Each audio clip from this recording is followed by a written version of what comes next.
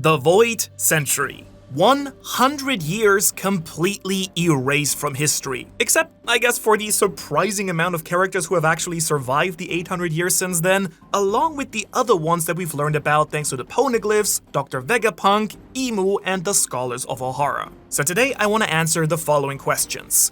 Who lived during the Void Century? Who survived until today, and can their stories piece together a much clearer picture of what actually happened 800 years ago? And there are a couple of things that we do know for sure. This time period is when the Great Kingdom was overthrown by the Great Alliance, and Imu conquered the world and established the world government. Saint Nerona Imu is, after all, the secret ruler of the world right now and took the empty throne after his alliance defeated the Great Kingdom, remaining at the top of the world for the past 800 years. Now, the interesting thing about that conflict, though, is that Imu seemed to have a personal relationship with Joy Boy himself. The two of them may have been friends or rivals, but at the very least associates who had some sort of major falling out. Whatever it was that happened though, and don't worry, I've got some ideas about that later, it really seemed to have gotten under Imu's skin to the point that winning wasn't enough here. He had to just get completely rid of Joy Boy's existence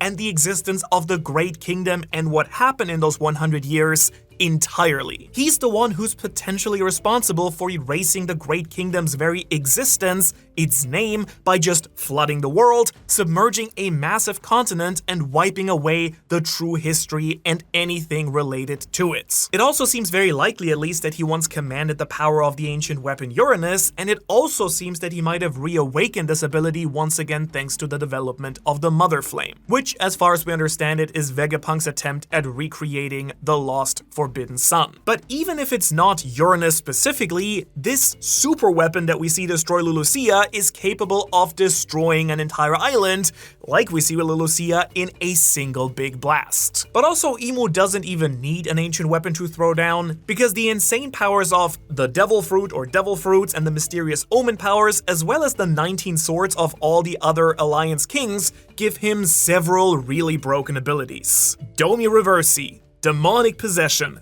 Covenants, the Abyss. Just one of these abilities by themselves would already have made for a very formidable antagonist, but put all of these together and Imu is giving off real end-of-the-series villain vibes. But perhaps the most terrifying thing about him, he's been alive all these centuries, and we're still not exactly sure how long and how he even did it. Emporio Ivankov speculates that it might be thanks to the Ope Ope no Mi's immortal surgery power, and Eva just keeps coming in clutch with the subtle lore drops somehow because he also gave us Imu's full name for the first time in the series as well. Now, just to be clear, of course, Imu's immortality could be coming from some other method as well, or even just the power of Devil Fruits itself. After all, it lets him grant immortality to his most dedicated followers, the Gorosei and the Holy Knights. And actually, speaking of them, along with Imu in the Void Century were also 19 other rulers, the one from the swords, who formed the original world government together. One of them was Nefertari Lili, who we'll talk about in just a moment here as well, but alongside with them, there were also representatives of each Celestial Dragon clan, like the Figurlens, the Don Quixotes, the Manmeyers, and the Gorosei families like Ethan Baron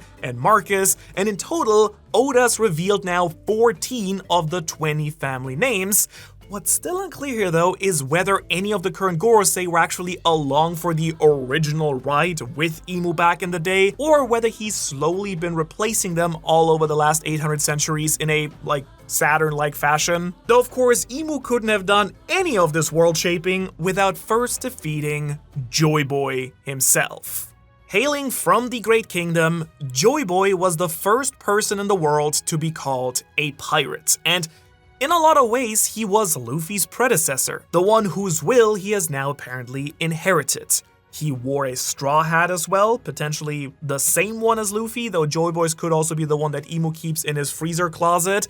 Joy Boy also had the same Devil Fruit power as Luffy, because Joy Boy was the previous person to be able to fully awaken the Nika Fruit, and at least according to the Gorosei, who we don't know if they're reliable or not, no one else could do the same thing until Luffy has done it 800 years later. However, his Devil Fruit, of course, wasn't all that he had going for him. he also had some unparalleled haki too. We know this because the haki knot that he handed off to Emeth, which I imagine was just a small taste of his true power, was already enough to send all the Gorosei in their crazy demon forms straight backpacking to Marijua. And I think we can really only imagine what his full crazy power actually looked like, along with his mastery of the Nika powers. Crossing my fingers for that Void Century flashback any day now. However, despite all these parallels with Luffy, Joy Boy might not necessarily have been the best guy at all. Vegapunk, for starters, definitely had his concerns, since Joy Boy ensured that the ancient weapons would be preserved throughout the centuries, and Vegapunk's overall not really sure who was on the good or the evil side in the Void Century War. It kind of seems like both had their issues. During Imu's fight with Loki, for example, he also states that domination is the only true bliss, yelling, "Isn't that right, Joy Boy?" as he remembers an interaction he once had with JB right here. So based on their relationship and how exactly everything went down 800 years ago, there could also be a lot more to the first pirate than we all assume at this point.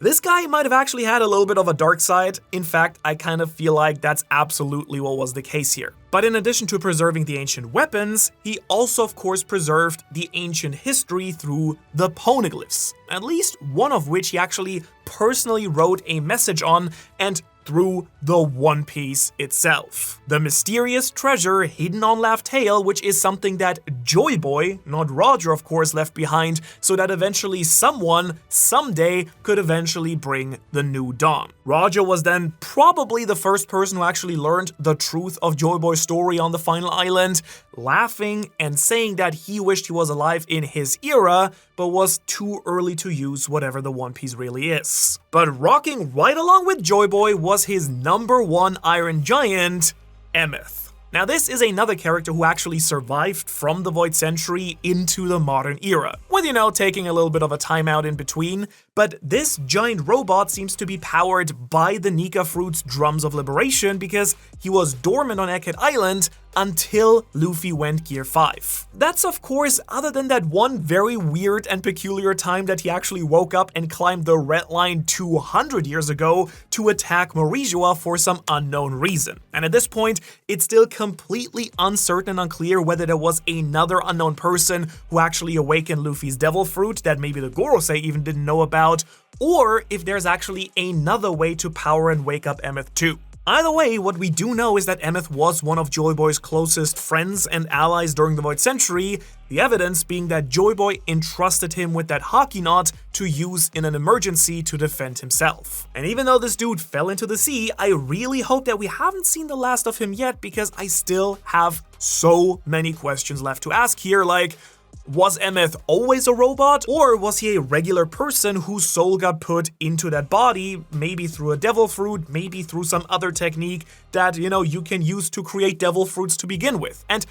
based on certain features of his design, like his big horns, does he have some weird kind of connection to Elbaph maybe? After all, they do have an ancient lab that kinda looks like a giant robot itself where Emeth might have been originally created. So is this place that Ripley showed Frankie just like an Emeth factory? It seems to predate the Void Century actually by a couple thousands of years, by the way, in case you didn't know. But also, shockingly, the giant robot is not Joy Boy's biggest friend, because that honor most likely goes to the biggest canon character in One Piece overall, Zunesha. Now, back before he was the elephant who literally carries an entire nation on his back, he was also an ally of Joy Boy, and when he finally heard Luffy playing those Drums of Liberations again on Wano, he was stoked because Joy Boy had finally returned. And one truly wild thing about this elephant is actually his age. He's over 1,000 years old, meaning that he was already at least 100 by the time that the Void Century started. I do wonder here though, was Big Z always an elephant as well? Like, this is kind of like another case like with Emeth, where like a normal human could theoretically have been transformed somehow into this form. I'm just really not sure, but what I do know for sure about Zunesha is that at some point he was punished for committing some kind of great crime and cursed to wander the oceans forever until he received a new directive finally from Kozuki Momonosuke. Clearly there are some deep ties between this guy and Wano specifically as well, but what actually was his crime? Was it betraying Imu by siding with Joy Boy and that's who punished him? Or if the Kozuki are actually able to command him through the lineage factor, was it actually Joy Boy's side that dished out the punishment instead here? Well, the next entry on our list might actually know the answer to this mystery: Kozuki Toki, or as she was known during the Void Century, Kozuki Toki, since at this point she hadn't flung herself forward in time yet and married Odin at this point. What we do know is that Toki was born to parents who were from Wano, and using the very broken, very unique time fruit, she would travel forward in time whenever her life was in danger, making several small time jumps until she finally ended up meeting Odin 800 years later. Now, throughout her weird journey, in any time period, she was actually always seeking out her parents' homeland of Wano, but while talking to Odin, she actually stated that she did not know where she herself was born, so Wano was the only place that she knew to seek out. And you'll probably realize with that this makes things a little bit weird and unclear here. Like, just how old was she when she began traveling forward in time, and just how much did she know about the war that she was clearly escaping from during the Void Century? Though at the very least, we do also know that there were other people from Wano who were around during the Void Century too, namely the Kozuki clan was absolutely alive and well because they're the ones who originally created and carved the poneglyphs. And then Nefertari D Lili was the one who allowed these poneglyphs to spread throughout the world, which I would interpret as her actively going and spreading them out rather than, like, Imu makes it sound like she was like, I'm not gonna do anything about it, but it really feels like she was the one shipping them and dropping them off in locations and with nations that were allied with Joy Boy. And while we're not really sure exactly how she played a role in that, we do know that Imu was very much big mad about it. We also know that she was the Queen of Alabasta, one of the 20 rulers who built an alliance to overthrow the original Great Kingdom, but by the end of the Void Century War, it seemed like she then defected to Joy Boy's side and betrayed Imu. One thing I want to quickly throw in here that I've been kind of wondering about for a while, which is more speculation than fact, but even though Joy Boy was from the Great Kingdom, I do sometimes wonder if the actual king of the Great Kingdom was Davy D Jones, a character we're going to talk about later in this video, and if Davy D Jones was actually a real threat to the rest of the world, that Imu and the Alliance actually had a good cause, quote unquote, and then Joy Boy actually defected from the Great Kingdom, but then kind of maybe took over as king later during the Void Century. It is 100 years after all, so there's a lot that could have happened here. Just a little food for thought here. Either way, the leader of the world government is, how do we put this lightly, down pretty bad for Nefertari Lili, it seems. The guy literally has the whole world in the palm of his head, but spends every day just staring at this big old portrait that he has of Lili, ranting about how he desires her great niece at this point. My prediction here, I think there was maybe a little bit of a love triangle thing going on between Joy Boy, Imu, and Lili, and Imu was probably not very happy that Lili was just not that into him. After allowing the poneglyphs to spread, she was supposed to return to Alabasta, being the one world government leader who chose to not relocate her family to Marijua. However, in the end, she never returned there. She just disappeared, and her younger brother instead led the kingdom in her stead. Now, was she murked by Imu and the Holy Knights, or did she actually go into hiding and do some other project for Joy Boy in secret? One of my personal favorite theories is that she might have actually been the one founding Amazon Lili. Also living during the Void Century, though, was a previous iteration of Poseidon, a princess from Fishman Island. Just like Shirahoshi, she was a living ancient weapon gifted with the ability to communicate with and command the Sea Kings. She was another Joy Boy ally, but something went horribly wrong with their plans during the war against Imu because a huge ark called the Noah was built and was housed on Fishman Island, but it never got to fulfill its intended purpose, and Joy Boy even wrote a letter of apology about this on one of the poneglyphs, which now rests at the bottom of the sea forest. And while the current Poseidon seems to be pretty close to Loki, it's unknown whether her predecessor was tied with the previous wielder of the Nidhogg fruit, the war god Elbaph. This mysterious giant character of the past fought alongside the ice squirrel Ratatoskr, wielding the hammer Ragnir, and also had the powers of the Nidhogg, which then became Elbaph's legendary and royal devil fruit. Now in Elbaph legend, he once did battle with the sun god Nika. In fact, at one point he may even have been an ally of Imu, because Imu does refer to Nidhogg as a traitor while he's facing off against Loki, which was a very weird detail here. Also, I've been calling this war god Elbaph because all the way back during Little Garden, Dory and Broggy mentioned the war god Elbaph by name, and if these two are one and the same, it could suggest that the country Elbaph actually took its name from this legendary warrior god. Based on some of the recent statements by Imu also, it does seem like the giants were also on the losing side of the war 800 years ago, kind of like they seem to be right now. We pretty much already knew that because they were allies of Nika, but Imu mentioned that his alliance was able to overcome the giants by using their children as a bargaining chip before, just like he's trying to do it again in the present day. And after this big boy's death, the Nidhogg fruit then became a national treasure of the country, and at some point, his hammer Ragnir ate the Ratatoska fruit after the squirrel actually infused its own essence into that, and the living weapon guarded the fruit for centuries until finally a worthy successor came along in Loki. Honestly, my homeboy Ragnir technically deserves his own entry on this list, but we just don't quite know enough about him yet, so I included him in this here as like a package.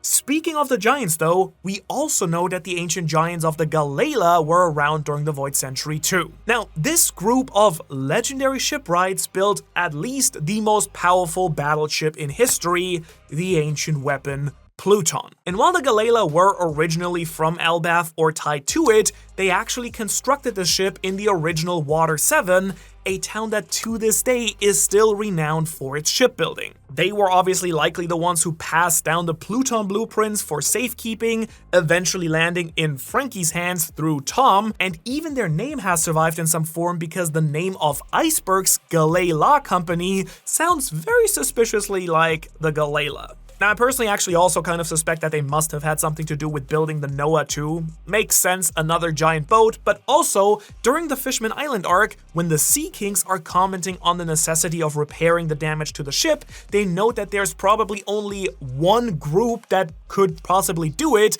that is not around anymore, and I can think of no better candidate than that being the Galleila. But lucky for them, the Galleila might actually still be alive because their silhouettes look remarkably close to like these frozen giants at different sizes that we saw in the Punk Hazard lab, meaning that they could have been waiting to get thawed out for almost 800 years. Interestingly also that they're called the Hammer Clan, and we have a squirrel hammer Ragnir who's also dating back 800 years, who has ice that cannot be thawed by anything but him.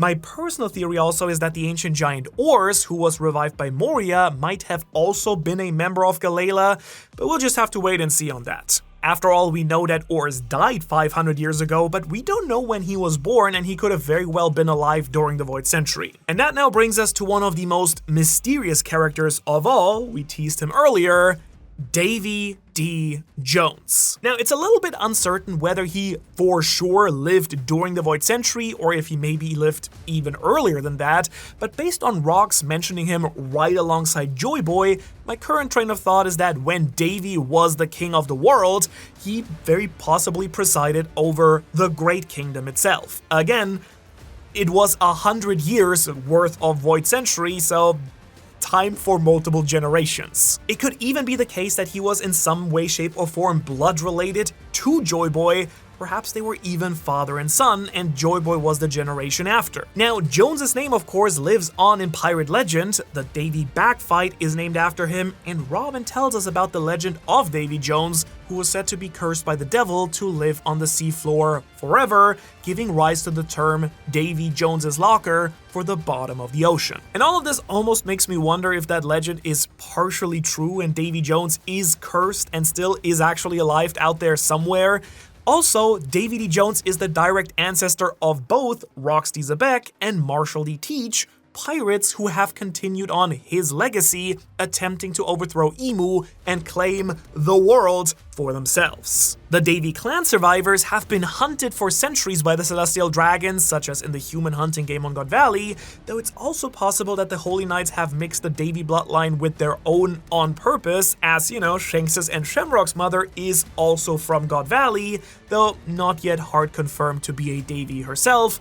but it does seem likely. Though of course, it's not just the Davy clan that's important, it's also the entire D initial itself. As Imu said, D was the moniker of the Celestial Dragon's ancient enemy, and it's very unlikely that Davy was the only D around. And while I've previously theorized that the D initial was carried by all Joy Boy allies, Davy having it could actually kind of change everything here and mean that the D initial was potentially around way before the Void Century War ever happened. Maybe the D initial dates back to the royal families of the Void Century, that could be something. Maybe it dates back even to the First World. But we do know that it was around during that time period. But there's also just so much we don't know about the timeline of the Void Century and before, though it is clear that Oda does have a pretty good plan for it, because we do know the current One Piece timeline in extreme detail, to the point that we basically can map out the Straw Hats' entire journey by the day, which raises the question,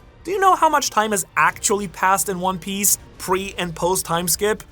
If you want to find out, you can see the answer to that question right here. Otherwise, thanks so much for watching, and I hope to see you in the next video. Let me know if you have videos that you'd like to see on this channel.